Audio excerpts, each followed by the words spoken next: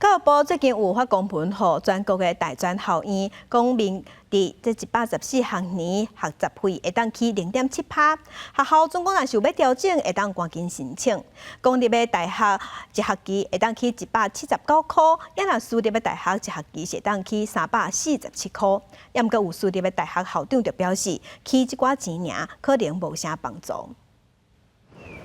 办学成本增加，佮大专是真有感觉。不过教育部公布114学年学杂费调幅基准0.7%，以公立大专逐学期平均学杂费是25503块计算，会当起179块；私立大专逐学期平均学杂费是49615块，会当起347块。私立台东大学的校长嘛是私立大学校院协进会理事长何明国讲，应该大多数学校未申请，金额也不大。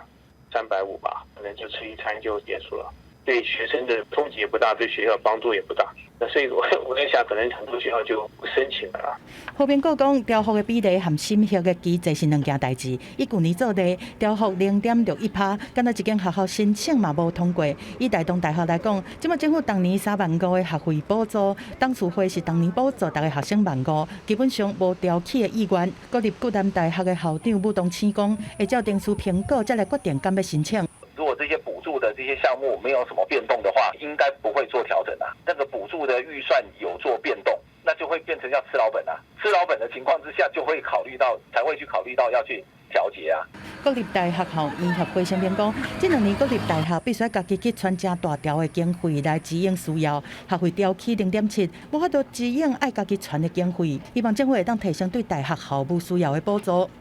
经过我们这200亿里面的部分的给它补助之后，我们在到116年之前，